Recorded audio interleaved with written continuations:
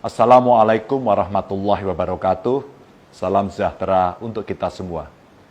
Bapak Ibu, sedulur-sedulurku kabeh, virus corona varian Delta telah menyerang Kabupaten Kudus. Sampai 14 Juni 2021, varian yang konon berasal dari India ini sudah terdeteksi menjangkiti 62 saudara kita yang ada di Kudus.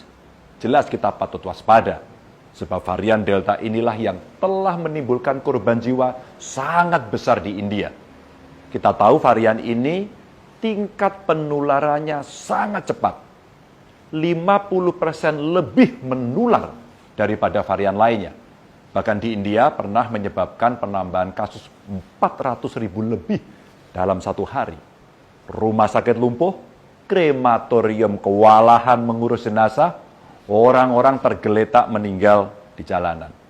Varian Delta ini bisa dideteksi dari beberapa gejala.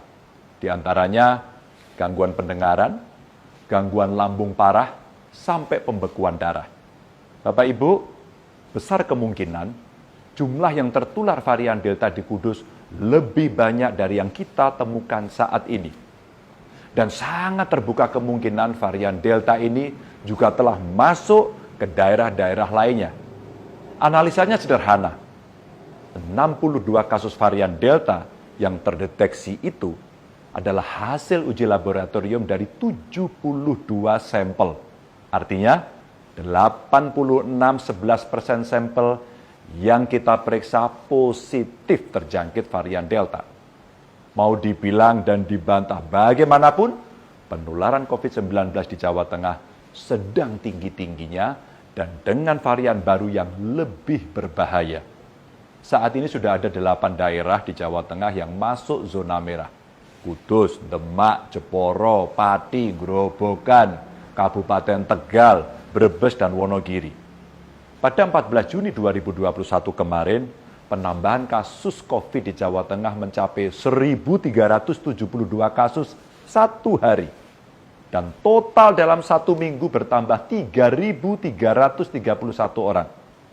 Tapi yang paling membuat saya grantes adalah jumlah warga yang meninggal mencapai 756 orang.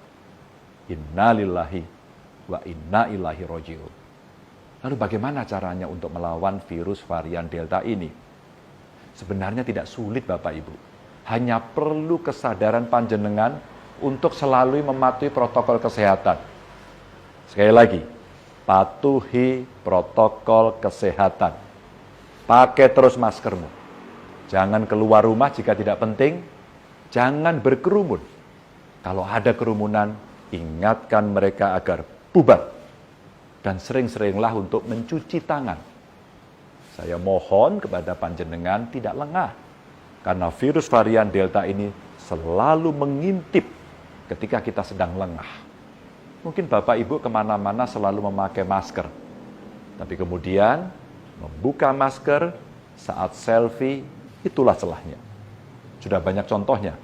Kemarin, 13 guru di Sragen positif COVID hanya gara-gara tidak pakai masker saat selfie. Sikap menyepelekan itulah yang membuat kasus di Jawa Tengah terus-terusan naik. Saya meminta kepada seluruh warga Jawa Tengah mulai detik ini juga patuh dan taat pada protokol kesehatan. Kesadaran ini penting Bapak Ibu. Bukan hanya sadar untuk diri sendiri, tapi juga kesadaran untuk saling mengingatkan satu sama lain. Seluruh pemerintahan di setiap level juga saya minta agar selalu mengingatkan warganya untuk taat protokol kesehatan.